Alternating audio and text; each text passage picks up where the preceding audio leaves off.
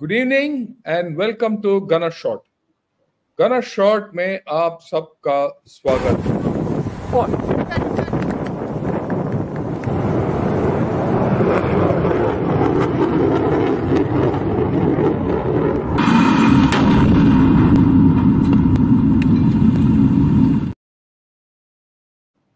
आज हम बात करेंगे, विल टॉक ऑफ कोहे में पाइमा।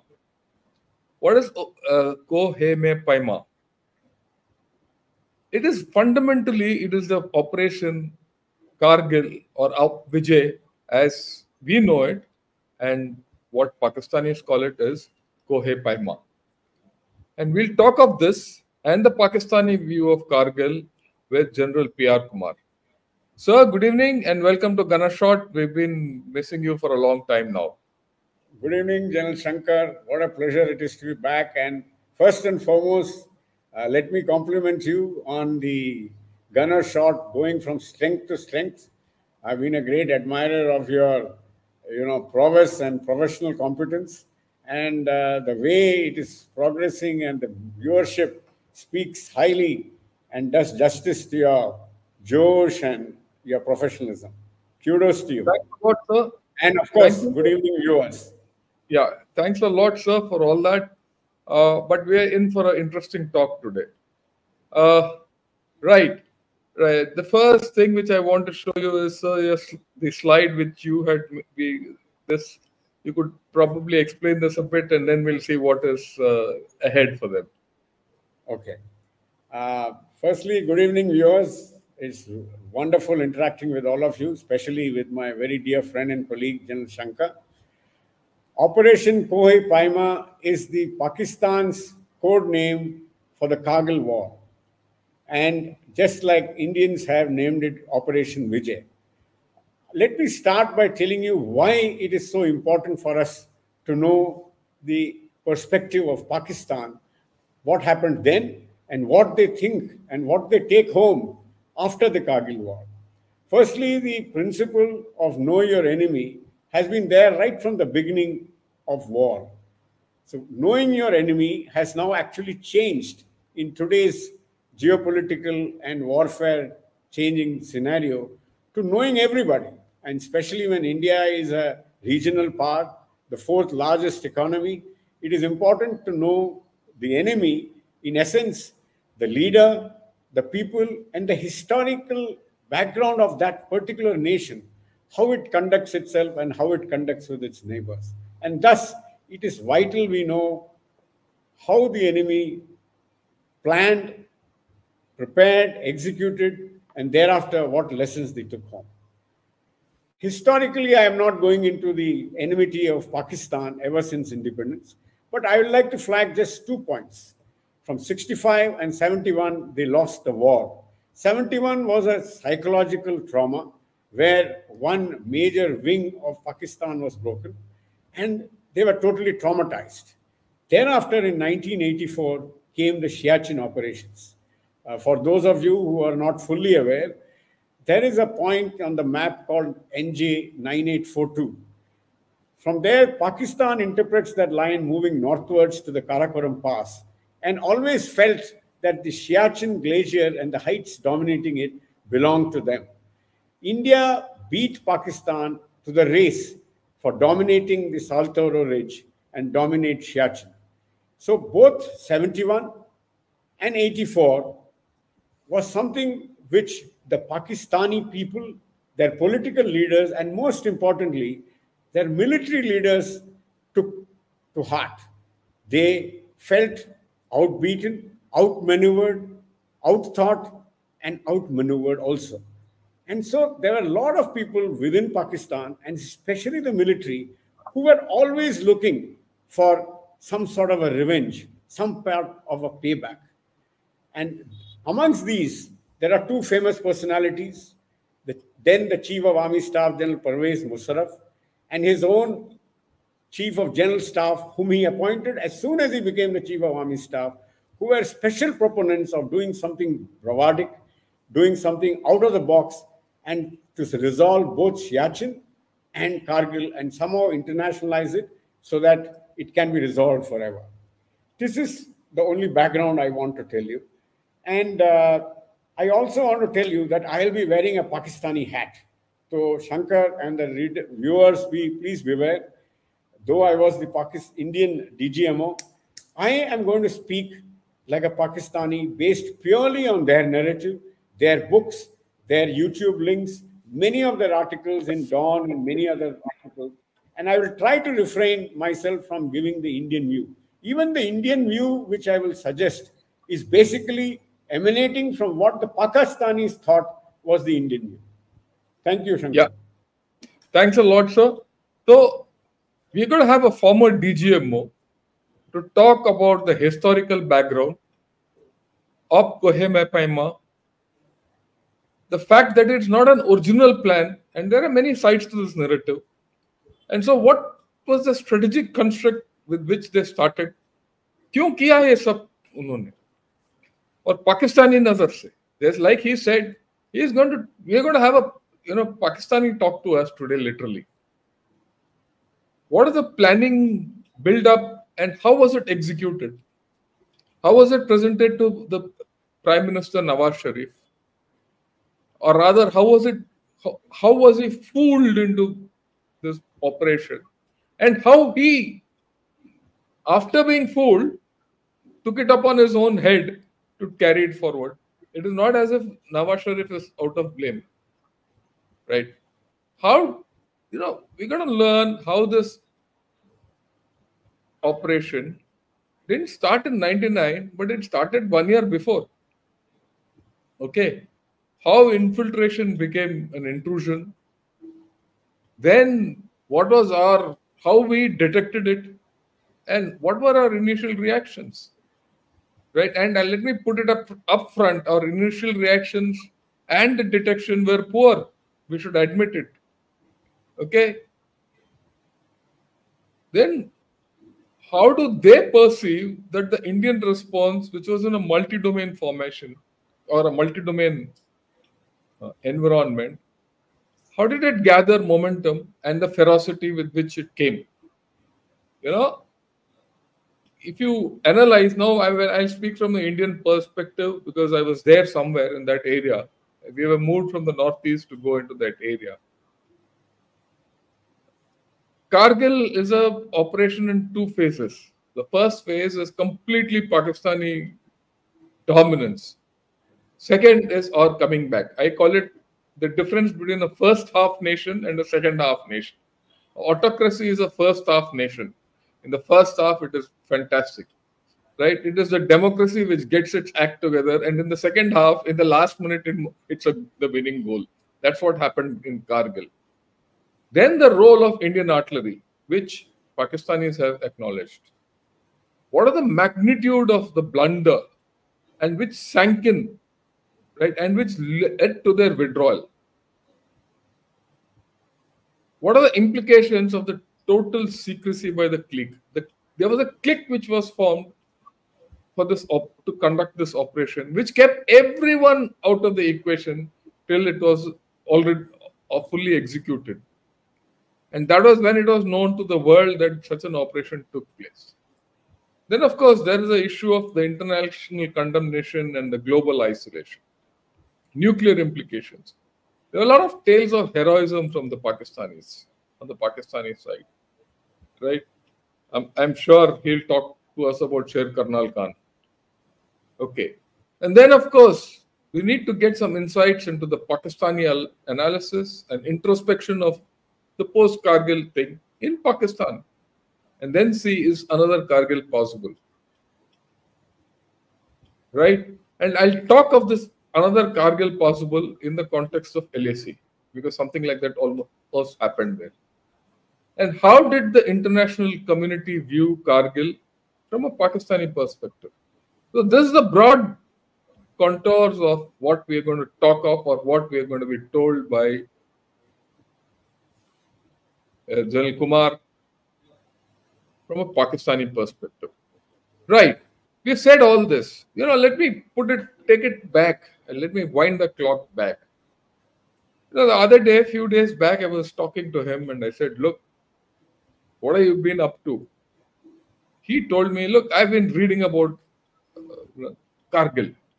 And I'm reading only what the Pakistanis have written and how they planned and everything. I said, this is something which all of us should know. Most of us, actually today is the day when approximately around the time when the intrusions were discovered. I will not say Kargil war started when the intrusions were discovered. And I still remember on this day we were conducting gun drill competition in my unit in Sevak Road, that is Siliguri. Right? And that was when we were yanked out and said, okay, get going that side. Okay, but that's a different story, right? So we need to know how the whole thing started and then how it unfolded. Starting today, 25 years back. And this is not the only thing. Now, after this is over, 3 days later, with General Hasnain, I'm going to see what is the lessons we've learned 25 years later. Right? So we're going to get two views of the whole story. Sir, with this, I'll hand it over to you. You can take as much time as you want because this is something which has no time limit. All yours. Okay. As General Shankar has brought out... I'll put them up. Okay. As General Shankar has brought out, this is not some brilliant plan envisaged by President Musharraf and his band of brothers all of a sudden. So that tag can safely be removed. In fact, the very concept of this plan started during General Zia-ul Haq's time, when both the DGISI, the chief, and for some time he was also the chief, then he became the president, and DGISI made this plan. Broadly, it's a very simple but a brilliant plan. It was that traditionally, if you remember, almost for quite a few years since independence and even after the 71 war, the line of control, or that time it was fairly inactive. It was tense, but there was not firing as it was going on up to 2003. So at that time, there were a lot of gaps on the line of control. And using those gaps, the aim was to basically occupy dominating heights, which astrides the National Highway 1 Alpha, which runs all the way from Srinagar, actually from Jammu to Srinagar, onto the Jozila Pass, Dras, Mashko, Dras, Kargil, onto the area of Batalik, and that is the alternate axis, but from Batalik it goes on to Leh. So anybody who dominates this road virtually chokes the entire region of Leh Ladakh. Why do I say that? Because at that point in time, in 1988 and much before that, the other alternate road, which was from the area of Chandigarh, Manali, and Rohtang Pass, was in firstly a very bad shape, very poorly motorable. The logistic sustenance was very minimal. And lastly, it was snowbound and blocked for almost 8 to sometimes 9 months a year. So keeping all this in mind, this was a plan which they kept talking about, shelved it, never had the audacity, or should I say, did had the strategic sense and propriety to realize that this is something which neither do they have the capability, nor the capacity, nor the international standing and international support to get into this adventure. In fact, just as a very interesting part, I must tell you that when General Musharraf was just a brigade commander, even in 1990, 1991, when he was a brigade commander, when he met Benazir Bhutto, he spoke of this plan to her, she dismissed it outright. Then when he became the DGMO from 93 to 96, what happened was, he again proposed this plan. She knew that it was a folly. It was both a diplomatic, a geopolitical, and a military folly. She dismissed it. His subordinate, Lieutenant General Aziz, when he became the DGMO, he proposed it to General Karamat, who was then the chief, who was a very mature chief. As we all know that he was a little different from the others. He immediately realized that it is something which not only is not in order, it doesn't follow international norms, but they also don't have the capacity and capability.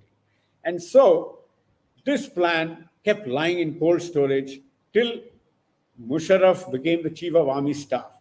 Meanwhile, there were other actors who he was keeping a close watch on, who when they were brigade commanders, div commanders, battalion commanders, during that area, and they were posted in the area of 10 Corps, which is the corps which is opposite the entire state of Jammu and Kashmir, right from the area of Jammu towards the IB side, across the line of control up to Siachen.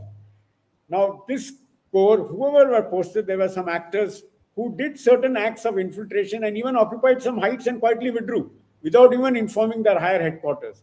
One of them happens to be that time's FCNA, Force Command Northern Areas, the GOC there, who when he was a brigade and battalion commander had done this.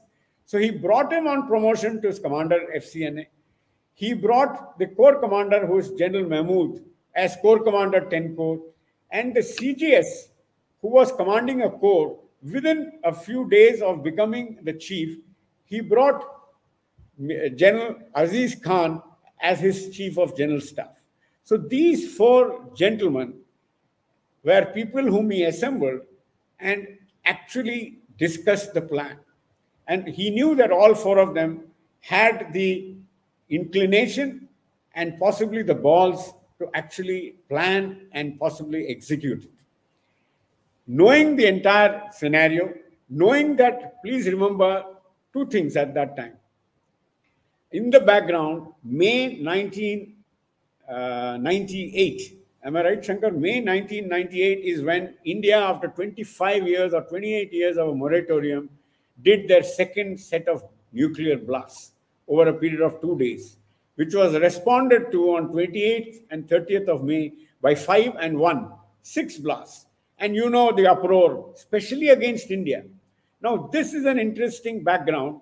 The Pakistanis, as was told in the various articles which I read, including by Tellis' book, he says Pakistan at that point itself got an impression that there was a wave of sympathy, an unspoken sort of a nod to Pakistan, that we sort of sympathize with you and we will look the other side if you actually also respond appropriately and go nuclear. So Pakistan felt that India is the rogue state. Remember, wearing the Pakistani hat, the amount of appropriation and the negative views we got internationally from the United Nations, from China, even from Russia. And so they felt that the world, and especially the United States, and to some extent, of course, China, is totally hostile to Indian intentions of firstly being non-aligned and also doing this and expanding the nuclear club. So that is a background. So I want to highlight that it is not an original plan. Let me also tell you, but by that time, from 1947 onwards, the line of control had, in a way, there is a word called de facto and de jure. De jure is something which is formal, that de jure, the international boundary between India and Pakistan, except for J&K, is so-and-so. It is established, it is recognized even by India and Pakistan.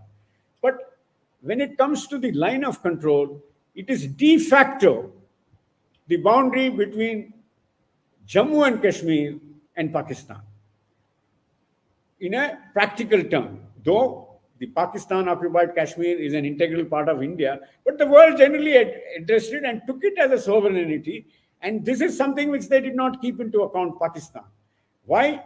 Because Pakistan always felt, and this is something again interesting, every article and every place I read, and even some of the news articles from the editors and others I read, Pakistan firstly felt that India is on a lower ebb. Secondly, the world is fully aware that India has falsely occupied Kashmir. They have, in the area of Chor Batla and others, been fingering Pakistan and occupying their heights. And so this act of infiltration, becoming an intrusion, will be taken in the same light, because the world did not really react when we occupied Siachen, when we occupied some of the heights in Chor Batla, though that is legitimately our territory. But in fact, as far as Pakistan is concerned, it was Pakistan territory, and they felt the international community will understand it as such, that it is a small tactical operation vis-a-vis Siachen and Chor Batla. You must keep these factors in mind. Second, when they quickly occupy this area strategically and dominate and choke Leh Ladakh, what is going to happen? Once they've occupied it, they felt that we have just gone nuclear and we have always been at war. We just fought in 71. and we have been threatening each other, and the firing and everything was going on, that the international community, led by the United States, will quickly virtually impose their will on India to negotiate. That is, India will be, even though they may want to take the territory back, firstly, they will not want to those inhospitable, almost impregnable fortresses and peaks of those heights from 15 to 19,000, virtually where, the avenue of assault and attack, which we can discuss that a little later. They thought it was impregnable, and India, if it doesn't have the capacity and even the inclination to go and lose so much of manpower to recapture it. By then, the international community will draw a halt, and international attention will go on to discuss Siachen and Kashmir. So this is something which I felt we all should know, that keeping this in mind, that the war will come to an early halt to the advantage of India. It will not spread into an all-out war along the other borders for two reasons. India is neither prepared by itself nor deployed by itself. They will rush most of their troops into Leh Ladakh, and the plan I will come to later. But there were plans put in place where even the valley would have been evacuated because of the danger in the flanks, which will be made use of by Pakistan. We'll come to the plans a little later. I'll stop here for now. So what you're trailing is that Pakistan banked on the fact that they will do whatever they have to do, for which India will not be able to respond in the right time frame.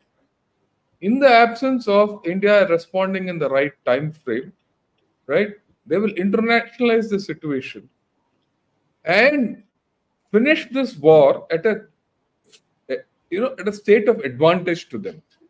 And that advantage meant that hereafter, all movement on National Highway 1 Alpha would be under their observation. And it would have been under their, I don't think they ever thought that they'll cut the thing off, but they will trouble us. And in doing so, they will focus on Siachen.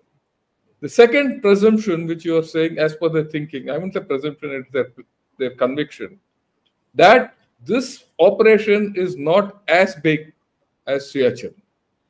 And hence, if the international community can keep quiet about Siachen, they will keep quiet about this also, after a point of time. And they will force India to finish the whole thing off. And the third important thing, which is their assessment, is that India does not have the capacity or is not prepared for an all-out war. In the event of forces congregating in this concentration in this area, and if there's a vacuum in the valley, they'll occupy the valley through their irregular forces, right? And because of the concentration here, nothing will happen down south. So they were very confident that this will be a localized affair, which will be under their control. Am I right, sir? You're right. Yeah. But I want to make a small, should I say, an addition here. There may be many who felt exactly what we both just spoke about. But let me now take you back in the month of October, August, July, August, September, October of 1998. This was thought of only by these four personalities. There is not a soul who knew. Neither the bureaucracy nor the Council of Ministers. Even there is a Lieutenant General Majid who was the minister of the area of Azad Kashmir and the minority minister in that area, who was 10 Corps commander and MCNA commander. Imagine, he was there. Even he did not have wind of it. And so this entire thought process, I'm sure the others may have agreed or disagreed. But as of now, in the month of when the plans were getting initiated in the planning board, virtually these are the only four, because they knew very well that this has to be done with secrecy, because they did not have the confidence that they will either win over or the others, including the other two services, will get on board. Yeah, so what I'm saying is this whole story actually didn't start in May, June of 99. It started in May, June of 98. And their plan was probably at that point of time those posts which were winter wicketed posts. Normal was there that people used to wicket. Probably these chaps never vacated those posts, and they waited for the opportunity. They prepared, and this probably preparation would have been done over the entire year. Maybe even it would have been done in '97. We don't know, right? Otherwise, I don't think the kind of preparation that they did they could have done over one season. Stocking, right? No, Maybe they I'll come to right. that, Shankar. It is Okay, an unbelievable story. It is an okay, fine. unbelievable story how this thing became a big event. Okay. Uh, And it, then they it, thought, yeah, and then they thought they'll occupy 5, 6 heights and do whatever they want and get yeah. guns up and all that. And mind you, after what I've studied, the way they've got those 5.5-inch guns was something fantastic. You would have doffed your hats to them. Yeah, all And yours, sir. here I must tell you, this was summer of 1989. They were planning to do it the minute traditionally both sides withdrew from those stops. That is starting, say, which they did was in October 1998. Okay. Now, so who did this? We have already spoken. You have shown me the slides of those four personalities. And let me fast forward a little because the actuals are different from what was given. I'll fast forward and to how it was presented to the Prime Minister. So as you brought out, there are many versions. First is the Indian story, which we will not talk about today, and which, even as per all the Pakistani writers, unlike Pakistan, even from their previous wars, you will note something, some odd strategic and very big highlighted, which they could not avoid, inputs have come of previous operations and previous things which they have done. But traditionally, Pakistan and the Pakistan military have always kept their tactical operations secret because they always it has always ended in a strategic defeat. Similarly, you will be shocked to know that details of the tactical operations of Kohe Paima even today is hard to find, even by Okay. the writers who have written it. The point I'm making is while the plan is there, that like we know how Tololing was captured, how Tiger Hill was captured, there is very little such input. Broadly, we know the plan. So coming back to the presentation to the Prime Minister, let me tell you, there is a Pakistani version, which is again two versions. The first version is Musharraf's version. The second version is obviously the Prime Minister Nawaz Sharif's version. Because let me tell you, imagine doing such a such an act of such a great geostrategic importance and nobody knowing about it. So he always kept saying that I do not know, which I tend to agree, or to some extent, he really didn't know the full import of it, but he knew something was brewing. For example, before the Prime Minister was officially presented the plan on 17th of May, the troops initially started infiltrating before the middle of October 1998. He was presented the plan on 17th May 1989. Yeah, 6 months later, 7 months later. And before that, he had gone because they had made a whole lot of noise that the Indians have made the Ladakh sector very hot. They have attacked our posts. The area of Chor Batla, they have captured some heights. There is intense firing going on. While this was because actual firing started only in May of 1999 when the Indians themselves detected it. But they realized because there was some rumor there is little extra movement going on in that area. So they basically said this is for a contingency. It is purely for defensive reasons. And why? Because Musharraf was so, and his clique were so obsessed with secrecy that in a way this obsession with secrecy did not allow them to carry out a strategic assessment by sane and people who were out of the box, people who were out of that, should I say, obsession of carrying this brilliant plan with no flaw in their mind. Yeah, you made a very important point. Their obsession with secrecy and limiting the plan to only these 4-5 actors and the troops under their command meant that they could achieve surprise, they could carry out the plan without anyone knowing. But this very obsession and secrecy, limited their thinking. And what Absolutely. would be the repercussions of the whole story? And they Because couldn't stand it there beyond the was no point. talkback. Imagine the chief, corps commander, chief of general staff, corps commander, and FC, who is going to oppose them at that operational level? This is something, forget about the prime minister, we already talked about it. DGISI, the air chief, He naval didn't know. chief, council of ministers, the minister who is a lieutenant general who was commanded 10 corps, who was positioned there because he was in charge of Azad Kashmir, they did not get a hint of anything. It was Okay. presented on 17th of May by the DGMO, and it was a good tamasha, because the aim was to sell it, because it was a fait accompli. It was on the backbone of the, it was right now, if you read the other books and articles on the Lahore agreement, it was historic. It was a historic time when Atal Bihari Vajpayee showed his magnanimity, where the personality of the Prime Minister Nawaz Sharif was also changing. They had met, there was that bus, there was this, there was that, and the agreement was got signed, of course, later. But it was total bonhomie. So you can imagine the duplicity and the cunningness of these players led by Musharraf. Concurrently, they were planning this. Now, Yeah. coming to this, the plan was given to, if you could switch on to that slide, Yeah. I'll just the, put it on. the next one, because that, and then, okay, like this slide, I will just explain. Can you go back to the map? Gentlemen, this is, again, from both sides. I found this map there. I deliberately have not put the Pakistan maps because firstly, there were very few, and secondly, they had Pakistani names. And for our Indian viewers, the lower portion is very clear. On the left side of the map, which is below, is the Jozila Pass. And then the road is, the dotted line is the line of control, and the National Highway 1 Alpha, as you can see, virtually hugs the line of control up to Kargil.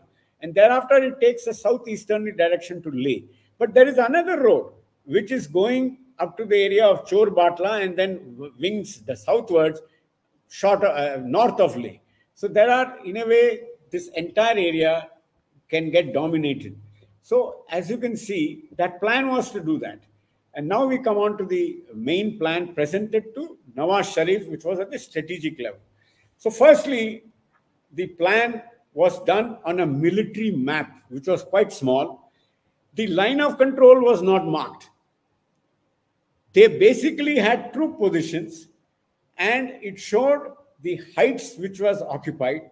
There were one or two veterans. Firstly, this was the first time on 17th May where the Cabinet Council, which had the Foreign Minister, the Defense Minister, the Naval and the Air Chief, DGISI, General Majid, who was the Minister of Azad Kashmir, and the Defense Secretary, the Foreign Secretary, they were hearing it for the very first time. Most of them could not read a map. So, and when they spoke, they said, we are going to occupy certain heights along our line of control. At no point, even once, either by Musharraf, by General Aziz or the DGMO, did they even once talk of crossing the line of control. They said they will dominate the line of control and choke the Siachen and Leh Ladakh region. In phase 2, they will infiltrate the freedom fighters, firstly into Leh and Ladakh, so that that area is aflame. And concurrently, if those of you, I think the Amarnath Yatra is going to start, for those of the viewers, you must know that when we do Amarnath Yatra, the army does prophylactic security. It is not prophylactic. It is very both inner and outer cordon. And we pay particular attention to the northern portion of Amarnath, because that is an area which, from the greater Himalayan range and Pir Panjal range, from the area of Mushko, Dras, as also west of Jozila, there is infiltration possible which can descend down into Pahalgam and into the other areas. So they plan to infiltrate not only into Leh and Ladakh, and also into the valley, and also from south of Pir Panjal in the area of Doda and others, so that they are near Banihal Pass. This is the level of infiltration. But here is a very interesting highlight. When this was given, the DGISI, as per the reports which I have read, that since he was totally in the know-how, he totally negated it on the spot. That is, there were few people who were having mostly everybody kept their peace. But this is one area when things started going back, not even on May 17th. When in the end of May, DGISI point blank refused that this will take 1 year to do all this, because Leh Ladakh, they have never done anything like this. And on such a massive, large scale, positioning, planning, putting people on the LC and putting people inside and raking up the internal insurgency which was lying at a low. So the outline plan, one of the things was to totally, by choking the border, he did not talk about in detail. He basically said we will choke the national highway, choke Leh Ladakh, and thereafter infiltrate these areas. And because Jammu region will also be infiltrated, Leh Ladakh will be infiltrated, there'll not be many troops which will be able to induct into this area. So Valley being quiet, they will quietly bring a lot of troops from both Jammu, from the Rohtang side, and into this area, virtually creating a vacuum in the valley. It is very far-fetched, but they were so they had so much of conviction. And mind you, May 17th, I will repeat it later up to actually what happened. Please remember, starting October 1998, with a small plan, they had occupied the entire area from Mashko to the area of Batalik, over about 140 peaks, undetected. They were euphoric. They felt that nothing can go wrong. Imagine they had actually done it from piggyback, soldiers carrying their individual rations. Slowly, battalion headquarters became logistics bases. Battalion headquarters and the area of Jaglot, which is near Kargil, became the logistics node for the entire operation. Hectares were used for logistics, maybe behind the watershed, maybe behind those peaks which Indians can see. Hectares, mules, porters, slowly to build up. So by May, they were fairly well fortified. Coming back to the plan, sorry for digressing here and there, because no problem. It becomes a little more interesting. Once this happens, the Indian forces are under so much pressure, both because of insurgency within and also them getting reinforced, that valley gets drained, and they isolate the Kashmir Valley by occupying Banihal and Jozila. And by that time, imagine the scenario which they were imagining and strategizing was that with no forces and not having the capacity and capability to evict the intruders, and internationally, Vajpayee has just signed the Lahore Agreement. Imagine his government was not like the government of today, a majority government. It was a minority government, and thereafter it fell. And then he was made in charge of the interim government till the next elections. He had a point to prove. He was under so much stress. So they felt that they will negotiate fast. And at that time, despite there were about 4 or 5 people who just murmured a few observations. I will highlight them. One was the foreign minister. What's his name? Foreign Minister, Sartaj Aziz, a very famous personality, and the Minister of Northern Areas, Lieutenant General Majid Malik, the Foreign Secretary, Samshad Ahmed, and the Defense Secretary, who kept his peace, but who kept thereafter being the sort of a spokesman for analyzing and telling PM Sharif what is happening. He was Lieutenant General Imtiaz Ali Khan. He was the Defense Secretary. They had very grave misgivings. Sartaj Aziz had very grave misgivings for one reason, purely because, imagine, if I'm not wrong, sometime around in May or April, only the Lahore Agreement, the Lahore Dialogue and Lahore Agreement was signed. He said, how do I sell it to everybody? He said, nothing. It is Mujahideen who are doing it on their own. So the plan was, it was something which I find very hard to comprehend. And that the entire operation, in their perception, and as being told to the Prime Minister, it was being conducted independently by Mujahideen. Though now they knew it was also. Let me tell you, there was not one Mujahideen. It was basically the Pakistan army. But basically, the FCNA, which is officered by Pakistani troops, and has a lot of local troops, the Northern Light Infantry. FCNA had 11 battalions and 3 brigades. I'll come to that detail, what actually happened later. So, I must tell you very interestingly that till the end of the war, when they refused to accept the bodies of Pakistan regular soldiers back, and entire Pakistan and Pakistan army and the soldiers who fought for their country were watching a decent, honorable burial in full ceremonials by the Indian troops, wrapped in a Pakistani flag with proper prayers. It must have been so galling for them, and he was heartbroken, Sharif. That again I'll come to later, because when they got detected. So the two important things which I think you said, which I want to highlight to everyone. This plan, when it was presented to the Prime Minister on 17th May, no one objected to it. Only two people the first person who probably said in public was Sartaj Aziz and the Foreign Secretary, who said, look, we can't sell this plan and the outcome to the international community, especially when there's a Lahore Declaration which just happened 2 months back. Second, the Defense Secretary, who himself was an ex-Lieutenant General, he understood the whole story. I mean, this is out in the open. I mean, I've read about this also. So he understood the whole story.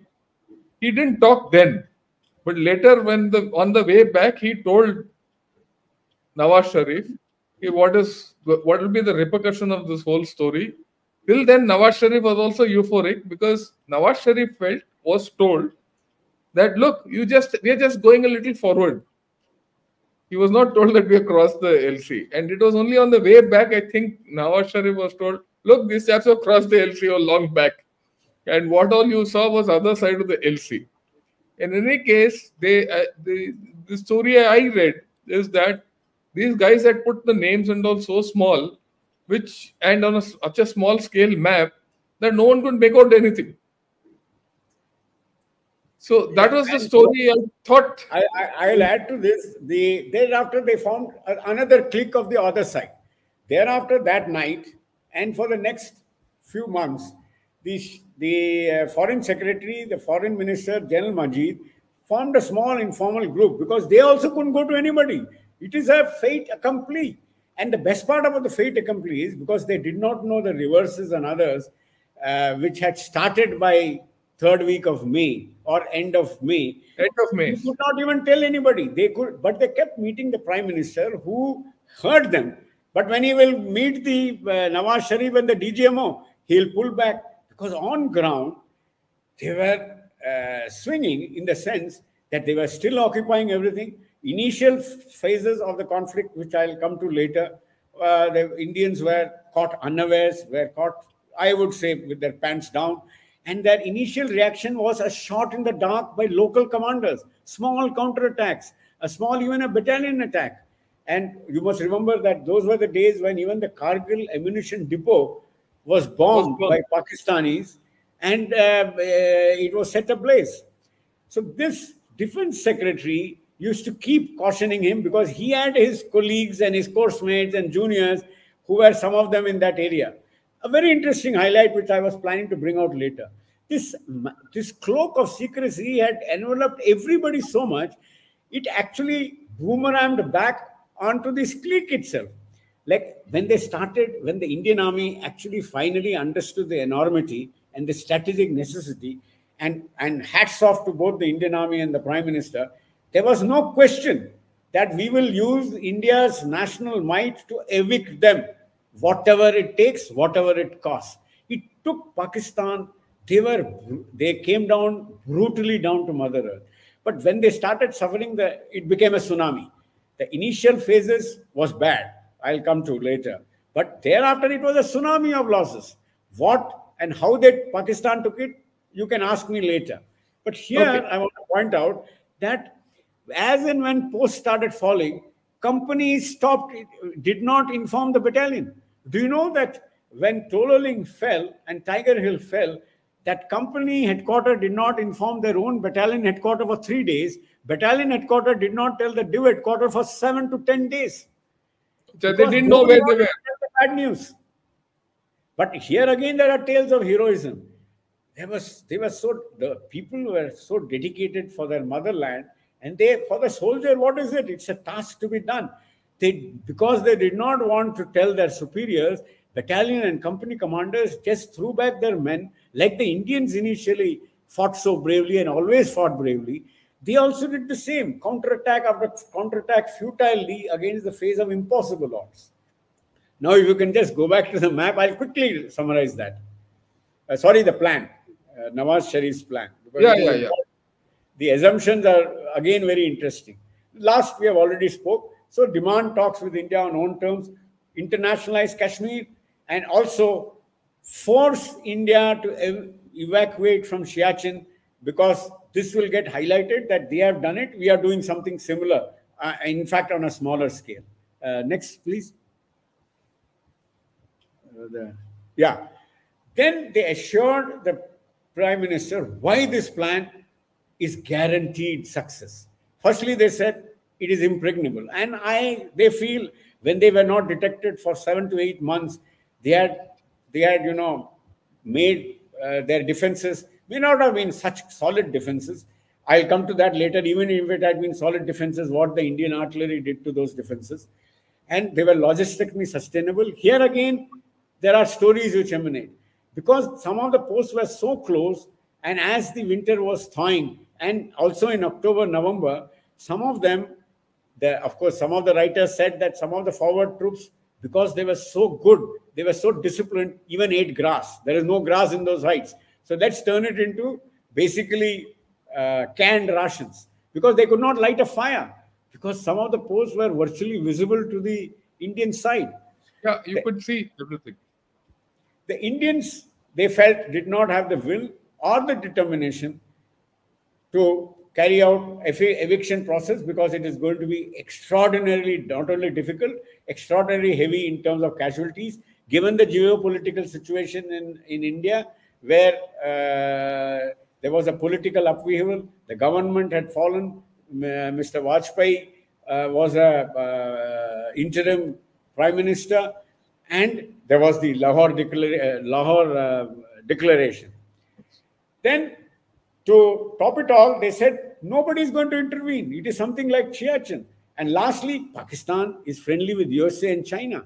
They will quietly allow us, because they know that both of us are nuclear states. So circumstances internationally will be such. People will panic if India starts to expand their forces. If they move and mobilize entire border, they will think of a war against now fresh nuclear weapon states who are totally, should I say, adversarial and are very inimical to each other. And international community will stop the war at our strategic and operational advantage. Then they said, okay, if you are worried about money, we don't want anything.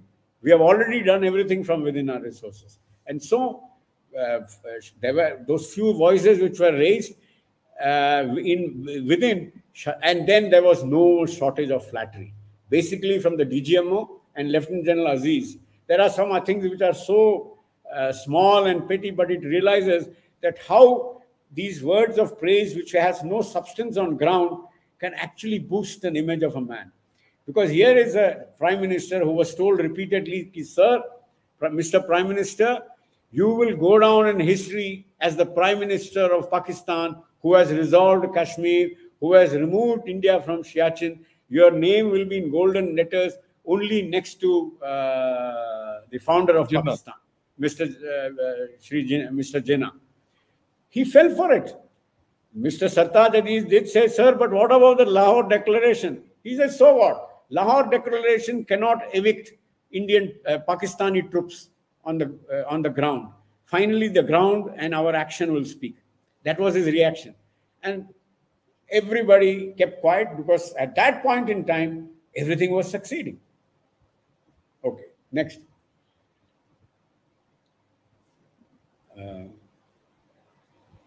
Now, can I continue this? I'll tell it like a story then.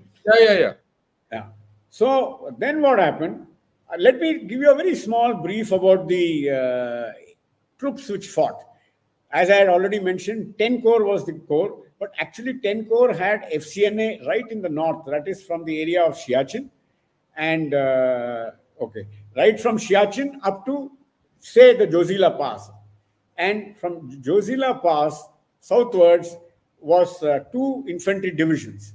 I will not dwell on them, but basically they were not really, they were looking out at defending the border and they were extra alert. This formation, FCNA, had three under, what is his name? Major General Javed Hassan, who as a commander had done infiltration in small amounts and who was considered a Maibab, who was considered a whiz in strategic knowledge. In fact, I read somewhere that he was highly regarded by the entire Pakistan army as an authority in strategy and geopolitics. And he was also a go-getter. So Musharraf had total faith. A very interesting thing, especially if there are any veterans and Faujis listening. The entire plan was conceived and made by the G1 operations of the division. His initial plan was basically the plan was made by 80 Brigade, which is opposite the Dras Kargil sector. The plan was just 200 or less than 200 infiltrators of 8 to 10 people occupy brigade, which is east of Kargil, as you can see on the map, had a contingency of 6 to 8 posts in the area of Chor Batla, that area. And nobody else was involved. And this plan was presented to the Corps commander, that within minutes it got approved. It was presented formally, though Musharraf was keeping a track of everything. Formally, it was presented on 17th of January, the last Friday of Ramzan. There were hardly any questions asked. There was nobody who spoke because everybody knew that it was in this portion, again, the naval and air force chiefs were not there. It was just presented by the remainder three of the clique, presented by the G1 ops to the chief, the G1 operations of the division to the chief. Only towards the end, just like Ziaul Haq, I think in his book he had written, Kiyar Marwa Mat Dena, when he did the coup, the Musharraf just jokingly said, friends, we are in a virtually an invincible position. Everything has gone totally well. Carry on. And there was no talk of telling anybody else. But he did mention, I hope it doesn't end something like 1962 of India. Our forward posture. This is an aside, but it is not validated. I read it in 3-4 of the articles and news media. And then, of course, a book which I will now itself recommend for those who want to go deeper into it. There's a book from Kargil to the coup, events that overtook Pakistan, by a lady, a very brave, courageous lady who's done tremendous amount of research, Naseem Zehra. It is available in Amazon. So what actually happened, that they occupied these and they took the gaps and occupied this. Slowly, they realized they're not getting detected. Over a period of the next 2 months, they occupied what I said, 140 posts. The battalion headquarters became logistics nodes. It was a sheer case of mission creep based on success, with nobody stopping them. Only one battalion commander of 6 NLI was the only battalion commander who openly told them that this is a totally foolhardy and a crazy, mad plan. How am I going to support them once the war starts? Who is going to feed them logistics, ammunition once the war starts? How do I feed them? Because let me tell you, the tenuous lines of logistics and communications was very bad. And that is where, once the action started, we'll come to a little later. So the plan was a mix of guerrilla warfare, holding warfare, covert and a mountaineering expedition, with secrecy over-encompassing everything else.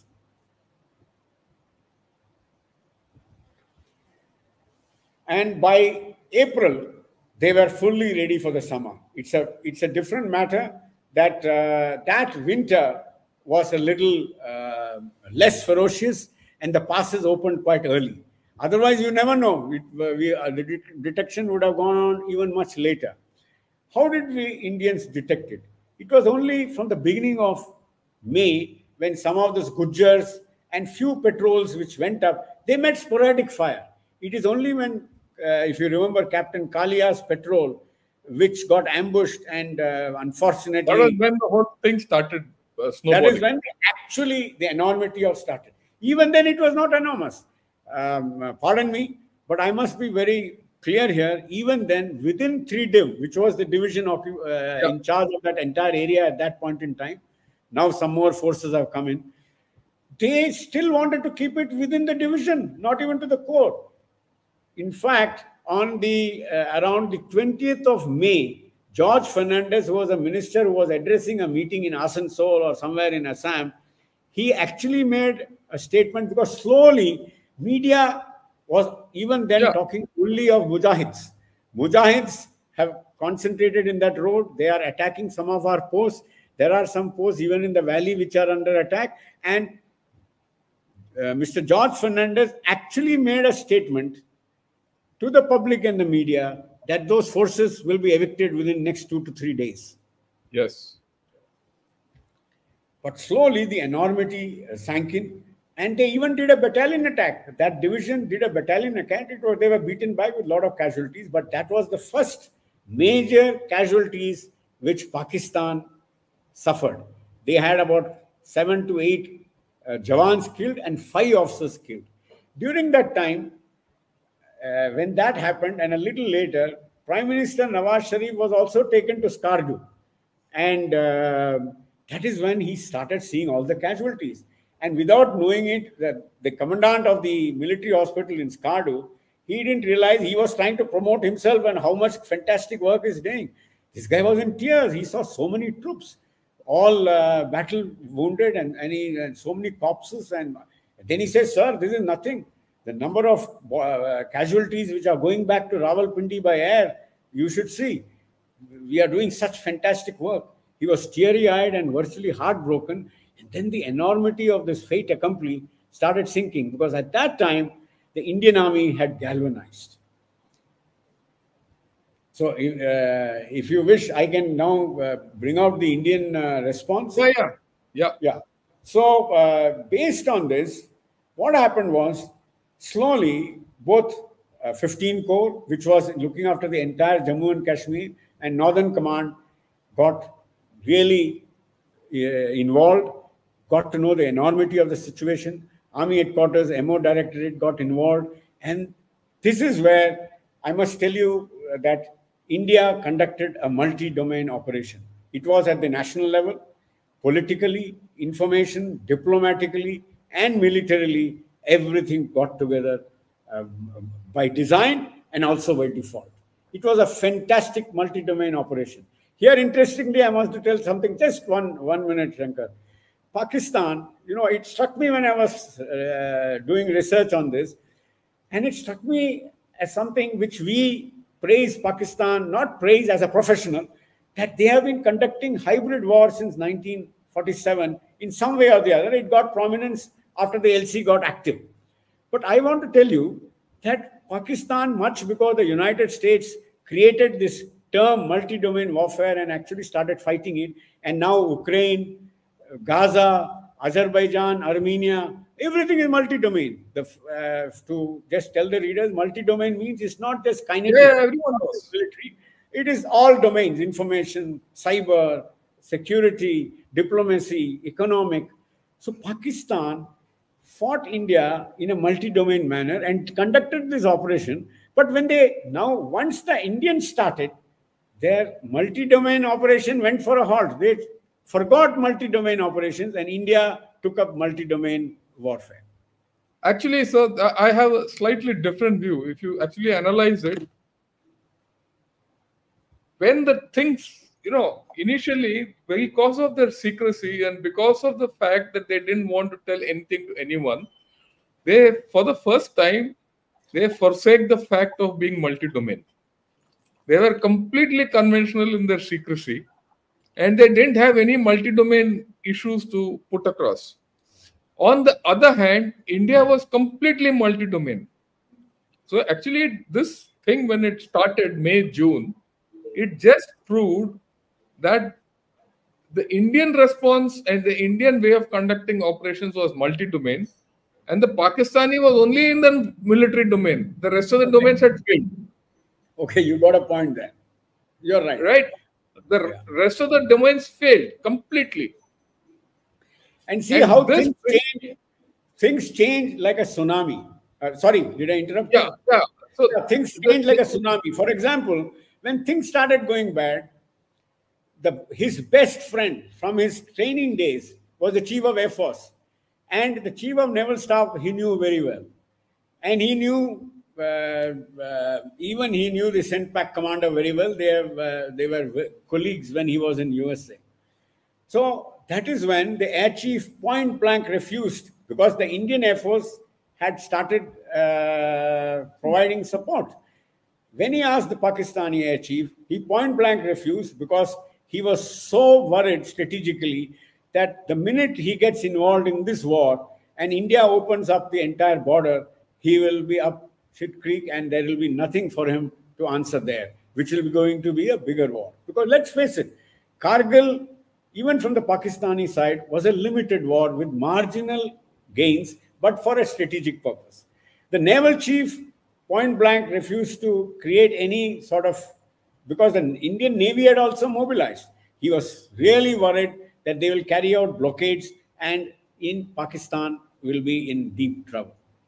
So when the Indian response started with Pakistan Air Force, with artillery being its main weapon, bringing in buffers especially, and a lot of artillery which was outside the battle zone, and concentrating them along the national highway in extremely innovative and ingenious manners. From the Pakistani version, I am telling this from Pakistani version, they talk of some figures of almost 300,000 shells fired.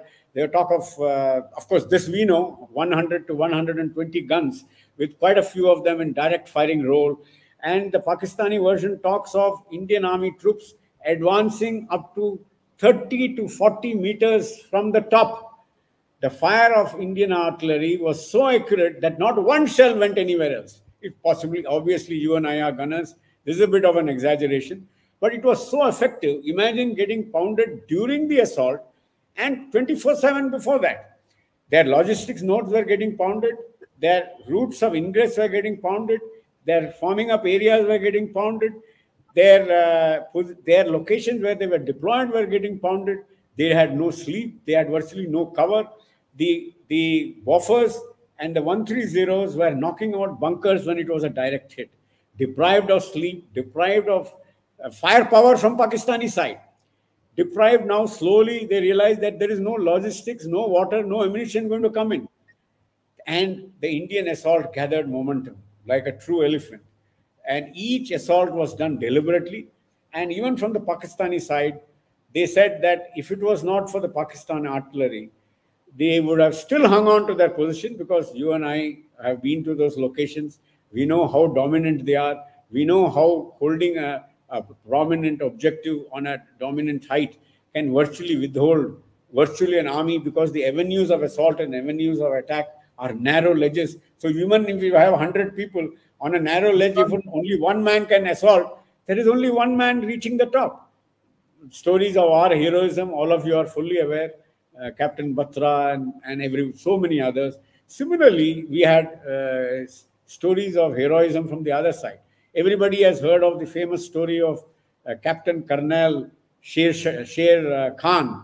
Sher Karnal Khan. Sher Karnal Khan, who got the Nishane-e-Haider purely based on a citation written with great amount of passion by Brigadier Bajwa, who was the commander of the Kargil Brigade, of the, not Kargil Brigade, but of 192 Brigade of India. He took permission and put it into the pocket of Captain Sher Khan, whose body was lying without getting permission to be handed over. It is only some bodies, because they refused to take over the bodies of them. But this, he wrote, they found it, and based on his citation, he got the equivalent to the Paramveer Chakra.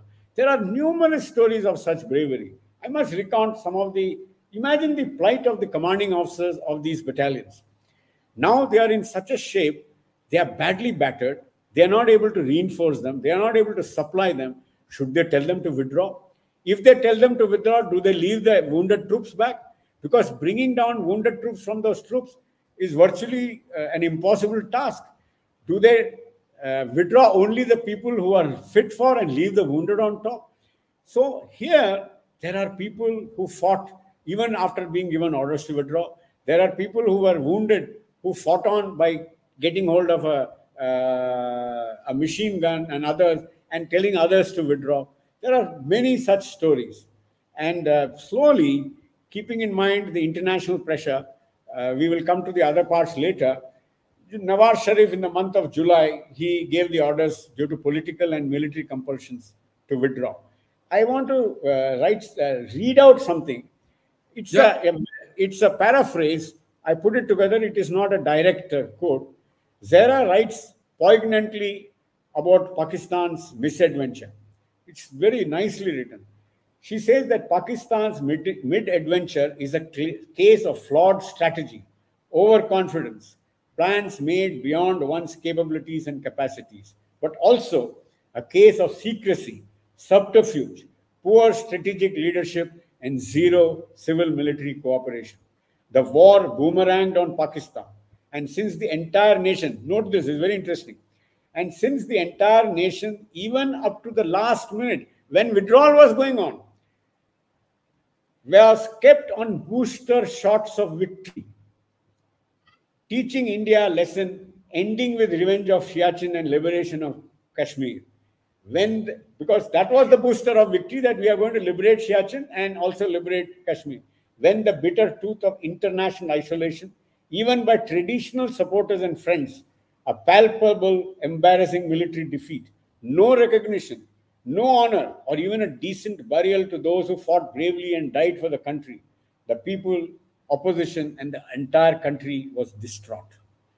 I thought I will highlight it. This exactly showed what happened once the situation got bad. Yeah, I think that coming was... coming on to the implications of Pakistan. There are two aspects to the secrecy. One was what we have already discussed, the military part of it.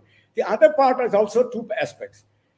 One was actually they did not know, media, journalists, editors, the Foreign Office, when the whole world was talking of not Mujahideen and it was proper Pakistan army, they have intruded deep into Indian territory, into the area.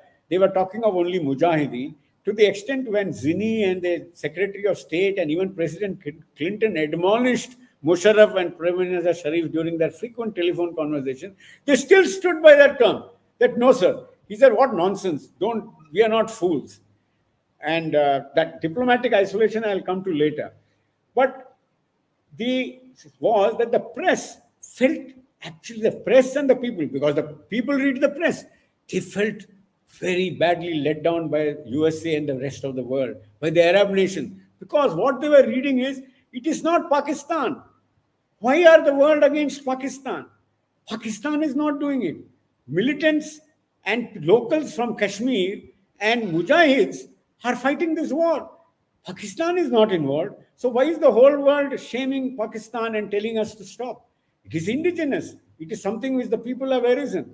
It is so interesting that even the retired military also stored this line, partly because they knew they cannot go against for want of any backlash on them personally.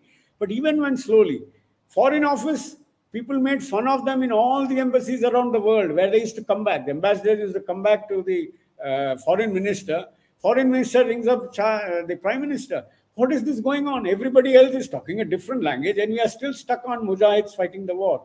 And we are not talking of any reverses. So this is one of the aspects of secrecy apart from the military aspect. Very quickly, the international response was absolutely uniform and unequivocal for Pakistan to withdraw troops. USA was very clear on one thing. However, geopolitically, it was aligned or whatever during those times. It was very clear that the breach of the LOC, the sovereignty of another nations by another country, blatantly against a very mature India which has signed the Lahore Declaration, is totally uncalled for if they even think of supporting Pakistan. It will send a totally wrong lesson to people who have such designs. And one. Number two, that was the turning period which was happening. It was a period when India, under Mr. Vajpayee and others, the equation had stopped getting dehyphenated. And Pakistan, USA, if you read that book and the other books within India and the book on, I'll tell you Tellis's book a little later, that was the time when they virtually, the White House and the US establishment decided that they need India. They must go out of their way to become friends with India. The amount of effort they did in trying to pressurize Pakistan to withdraw before India started the major eviction process.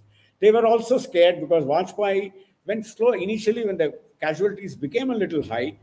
He did mention that beyond a point, if this is going to be a very slow and laborious process, I have no choice but to do horizontal escalation along the entire border. And they took it very seriously, despite what Pakistan was saying. The Pakistanis still felt, and later also, I'll come to that later, but this is where they were forceful. The United Nations Security Council actually put it in writing that they will not get involved in this military confrontation till this infiltration was removed. The G8 issued a positive statement. It says that the statement of June 21st, 1999, deep concern about the military confrontation in Kashmir, which it saw as a result of an infiltration of armed intruders which violated the line of control. It added, restoration of line of control and for the parties to work for an immediate cessation, full respect in future of the line of control and resumption of dialogue between India and Pakistan in the spirit of the Lahore Declaration, that Pakistan must unilaterally withdraw. All the NGO formation, the multilateral organization, multinational organizations like UNO, WHO, everybody it was a fantastic diplomatic and political attack and a victory for India in those lines. Now coming to the nuclear aspect, I will speed up, Shankar. I know I No problem. Take your time. Take your time. No hurry. Take your time. As soon as we became nuclear weapon states, this incident became a watershed. How will both nuclear weapon states react? Given their historical enmity, what is going to happen? It showed both sides. It showed one side to outside and to India. Firstly, it showed that Pakistan, despite being a nation state with a nuclear weapon state, is a country which can do something irrational, which can do something which is extreme, which can put the entire world at risk and carry out such a big strategic misadventure, which nuclear weapon states are just not supposed to do.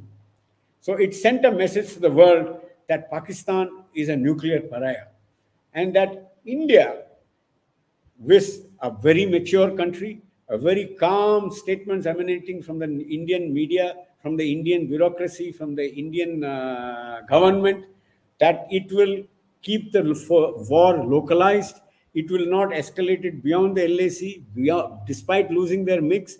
The fighters will fly and attack only from the Indian side of the LOC, that they will not extend the war. They will keep it neutralized. And they also said that Pakistan is a risk acceptance state capable of irrational strategic surprises. And here I say, we must be ready about Pakistan as far as any contingency is concerned forever. So I have a point here. Yeah. No, I have a point here which I thought I'll highlight. You see, so I'm going to now jump across between the LOC and the LAC. Okay. Right? I'm going to widen this thing a bit because I think this is a very important point. What did the Kargil war teach us and the nuclear dimension? That, a nuclear nation can plan an offensive. And it is up to the other nuclear nation to be defensive or take it whichever way we want, be it handled. But I thought in 99, and mind you, this is a thing which I'm now talking of my own experience because we were in an attack mode at that point of time. Ultimately, we didn't go because the whole ceasefire had stopped. What I mean, there is space between two nuclear nations to go through a conventional Yeah, operation. I was also deployed. Yeah, we are all deployed. We were all in that whole story. And mind you, I was just south of uh, Zojila. Okay. Okay, right? We were ready. In fact, our guns were deployed. So there is space. Now you look at it, come to Eastern Ladakh 20 years later, 2020, 21 years later. Again, a nuclear nation, again did a assault in Galwan and in Damchok, Depsang, all along. After all, initially they came across at 7 points of time. Of course, they took care not to fire a bullet. You see, the Chinese took care not to fire a bullet. But still, this whole story shows that even against responsible states like China, right, there is space for conflict, conventional conflict. Now, if you put these two, the upper limit of conventional conflict, I've always maintained, is the Kargil conflict. The lower level of conventional conflict, which can happen between two nations, is something like what happened in Eastern Ladakh. And I feel that beyond this, we might not go in any operation. I mean, anything can happen, but there's a logical thing which we can think of.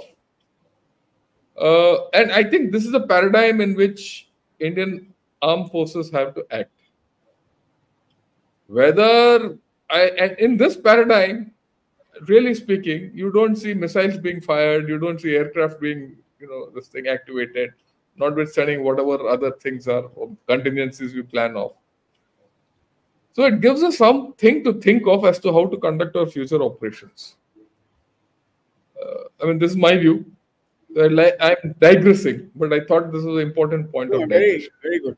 In fact, I will not take much time on this, but this can be a separate talk. Why? Because, firstly, the entire nuclear architecture, dimension, and the nuclear geopolitics has undergone a sea change just in the last 5 years. All the treaties have been nullified. China has suddenly Yeah, surged to an unimaginable capacity. yeah, we India, spoke of China, that. yeah, India-China nuclear equation is unique. Both are nuclear weapon states, but both have proclaimed no first use. So I'll not stop there, but that gives us an impetus that while China is no longer talking or thinking of India at all when he thinks of his nuclear He's talking policy of and US. nuclear war, he is thinking of bigger powers, his competitor, the United States. That capacity and capability, which is enhancing both technologically in terms of entire nuclear architecture, communications, ISR, the missile capability, anti-satellite, satellite weapons capability, that capability can be brought down onto India too. So we have to do some very serious review and Thinking. on our own nuclear policy and our capability and our capacity. That's a Okay, topic for another day. Uh, so let's get back to this, sir. yeah, so very quickly, it took decades for actual post-Kargil analysis. You'll be surprised very little was talked about virtually till 10 to 12 years back. Then more and more articles came because firstly because of exposure and secondly people started getting a little more courage in bringing out certain nuances. But here I want to firstly highlight there are two sides of the coin in Pakistan even today after this war. Despite evidence, despite facts, and despite what has happened, totally to the contrary, one set of people who I don't know which one is the majority. Why? Because it is something which needs deep analysis.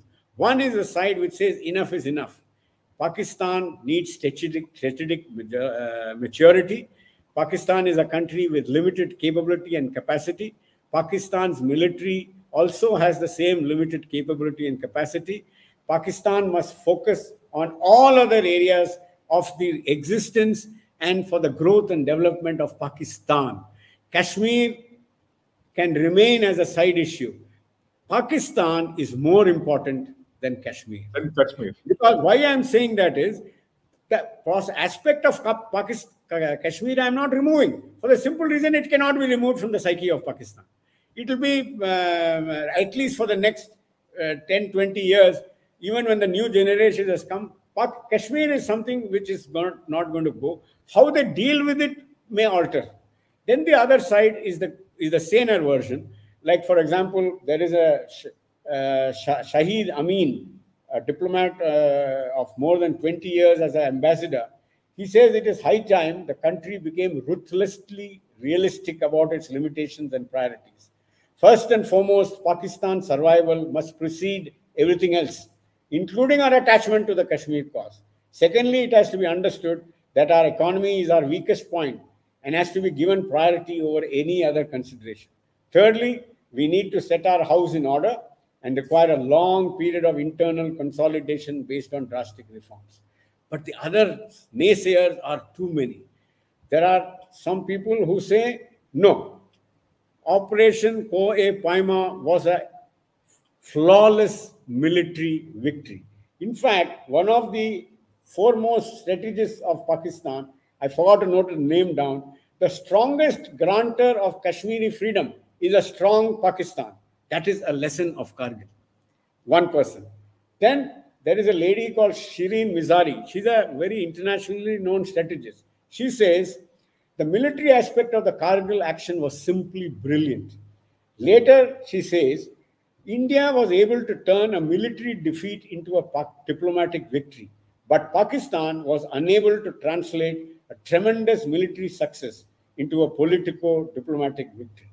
And this is repeated by everybody. They somehow feel that somehow if USA and Nawaz Sharif, who had gone on 4th July and then announced this unilateral withdrawal, Pakistan had not lost.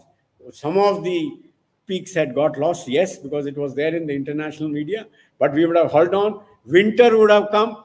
We would have either had an honorable retreat or we could have hung on, consolidated, and brought India to its knees. And this, I have a strange feeling, is a view which they would like to keep, despite opinion to the contrary, because despite knowing that once the defeats and the tactical eviction of Pakistan from those posts started, it became a tsunami. We had started mobilizing. Pakistan was no shape to fight a war. So they never thought about that. And Pakistan army lost. That aspect that Indian army, though the initial success, actually fought and won militarily has not been highlighted in the Pakistan conscience and Pakistan people. The fact that Pakistan lost militarily has again not got into their conscience. So this is something which I would like to highlight. Okay, like it says, despite being at variance with facts, the views are disturbing for two reasons. First, Pakistan Army's defeat at Kargil is attributed to the shamelessness of Pakistan politicians. Second, Indian Army's operational and tactical success in the costly eviction campaign was not recognized and was compounded by ignoring the preparations for horizontal escalation, in case it turns out to be taking much longer. This perception reinforces the canard that Kargil was a military victory and Pakistan was done out of simply due to the actions of pusillanimous civilian leaders acting in concert with a hostile United States. This is this is from Pakistan. It is also in the book by Tellis on wars in South Asia. I will read out the name of the book before we end, because that is again a very interesting thing. A few things. Systemic deficiencies. So in this war, India certainly came out the winner. Some of the thoughts which emanated from Pakistan only, that we need a systemic change in the entire strategic planning and vision of Pakistan.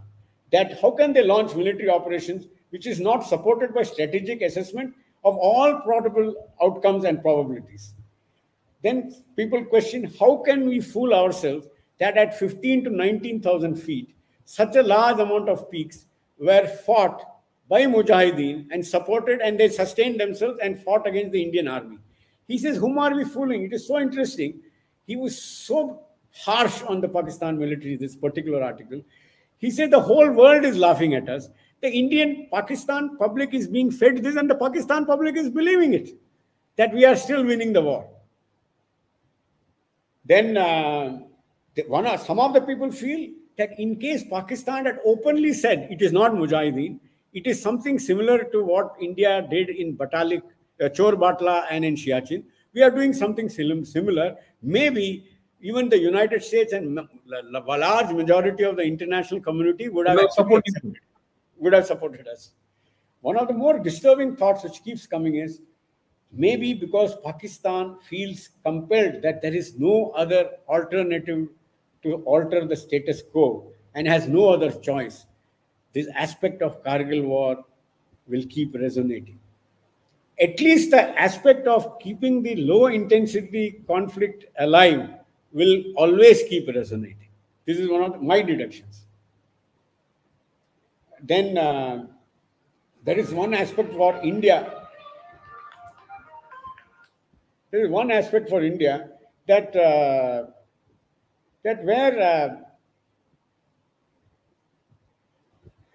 India suddenly must realize that Pakistan is capable of such strategic misadventures, that what do we do to counter it? So one of the reasons we are already working on it, by causing them more pain, by being selective, by slowly becoming a little more aggressive and making it clear to the international community. Okay, then this is what. So how did the world see Pakistan? I must read this. This is from Pakistan. The Vajpayee government's calm and calculated statements accusing Pakistan of aggression, demanding its troops withdraw, agreeing for dialogue, calling for reversion back to the Lahore Agreement, deploying forces in Kargil but not allowing them to cross LOC even after their MiGs were shot down, simultaneously ruling out both the spread in fighting or the use of nuclear weapons won over the world and the war. India assured the international community that war will remain localized. Meanwhile, disturbing questions about Pakistan emerged internationally. Who is in control of the army? Who clears the operational plans? Does the army doesn't need even clearance from the government? At what level does civilian inputs and political inputs and government's input come? Planning stage, execution stage? Do their inputs count at all? Constitutionally, what rules oblige the army to seek political clearance, guidance, and direction? Who is the boss in Pakistan? So Kargil, Indians at least already knew this, but this became highlighted internationally. So but now, sir, the thing is that everyone knows who's the boss in Pakistan. You see, this irrationality has now been legalized. That's the danger which I look at Pakistan. See, everyone tells me that Pakistan, in fact, yesterday I discussed this with General Hasnain also. You see, everyone tells Pakistan is low and out, its economy is gone, X, Y, Z. But how do you explain 2-3 things today? That they are getting 8 Hangar submarines, that they are exporting, aircraft. They are doing multinational exercises with all kinds of people, right? And they don't seem to be having any problem with their money for buying new equipment for their army, apart from equipment and everything. And now what's worse, there's only one person in control of Pakistan. The Pakistan army is no more, obliged to even tell the Prime Minister or the President or the Chief Justice or anyone or any people, right? And there is no doubt, even the most moderate guys of Pakistanis who come on my channel spew venom. Okay. And in this kind of a condition, with China sitting there, what is the outcome for us? Yeah.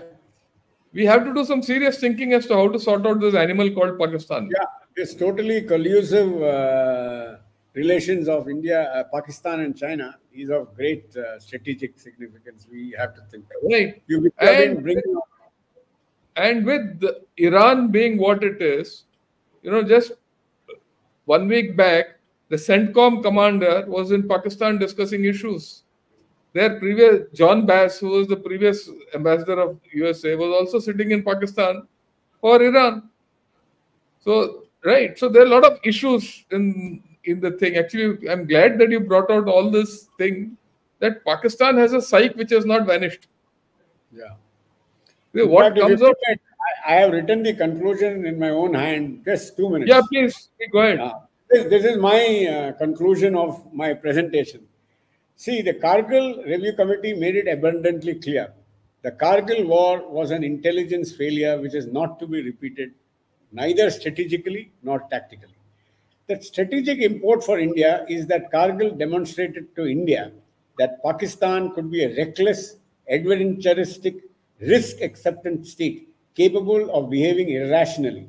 India should never be surprised in future.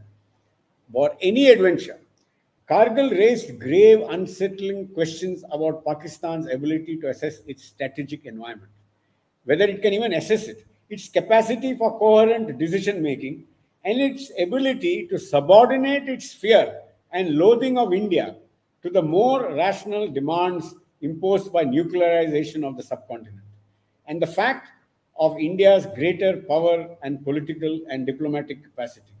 Even more preposterously, Pakistan's prosecution of Kargil, even amidst the pursuit of the Lahore Declaration, was outrageously duplicitous, irrespective of whatever may be the strategic calculus. Pakistan Army has a very high stake, and some would say, I would say, existential stake in terms of power, influence, and status in keeping the proxy war running and calibrating it. A bogey which is spread by them only.